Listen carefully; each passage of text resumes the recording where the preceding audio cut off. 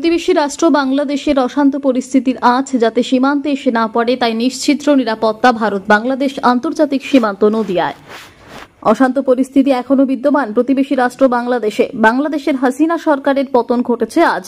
জানা যাচ্ছে তিনি পদত্যাগ করেছেন। বাংলাদেশের সেই অশান্ত পরিস্থিতির কোন রকম আঁচ যাতে ভারত বাংলাদেশ আন্তর্জাতিক সীমান্তবর্তী এলাকায় এসে না পড়ে তার জন্য ভারত বাংলাদেশ আন্তর্জাতিক নদিয়ার সীমান্তবর্তী অঞ্চলে মোতায়েন করা হয়েছে বিএসএফ এর কড়া পাহারা। নিশ্চিদ্র নিরাপত্তার মোড়কে মুড়ে ফেলা হয়েছে সীমান্তবর্তী এলাকা। চলছে তল্লাশি। নদিয়ার কৃষ্ণগঞ্জের গেদে সীমান্তে বিএসএফ এর কড়া নজরদারির মাঝে 32 number battalion company commander Sujit Kumar জানিয়েছেন যে কোন রকম পরিস্থিতির মোকাবিলা করতে তৈরি বিএসএফ জওয়ানরা। যদিও মঙ্গলবার সকাল থেকে কড়া নজরদারির মধ্যে দিয়ে যারা বিএসএফ এর চেকপোস্টে দেশে ফেরার জন্য এসে দাঁড়িয়েছেন তাদের পড়তে হচ্ছে বিএসএফ এর প্রশ্নের মুখে। কারণ যারা বাংলাদেশ থেকে ভারতে এসে চিকিৎসা করিয়েছেন তাদের মেয়াদ শেষ হয়ে গেছে ভিসার। সে কারণেই বাংলাদেশ যতই অগ্নিগর্ভ হয়ে উঠুক না কেন দেশে তো ফিরতেই হবে। তাই নিরুপায় হয়ে নদিয়ার সীমান্তবর্তী বিএসএফ চেকপোস্টে তারা সময় কাটাচ্ছেন।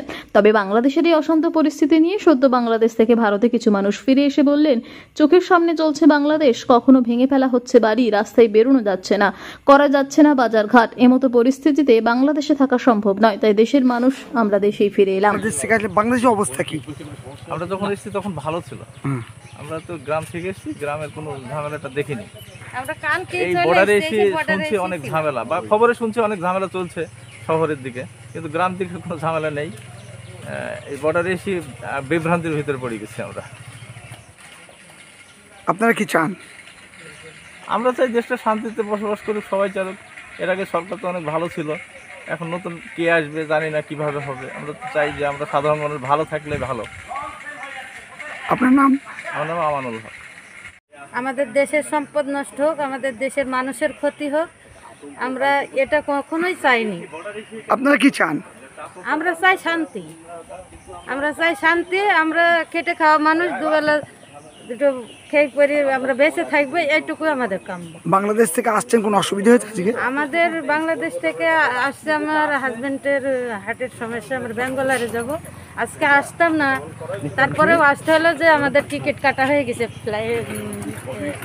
আপনার নাম? আমার নাম লুৎফুন্নেসা। বাড়ি মেহেরপুর শোলমারি। আমাদের বাড়ি কোথায়? হ্যাঁ, বাংলাদেশে।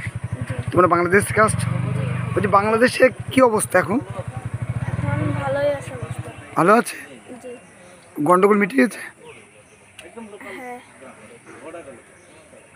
তোমাদের চোখে মুখে আতঙ্কের ছাপ কেন?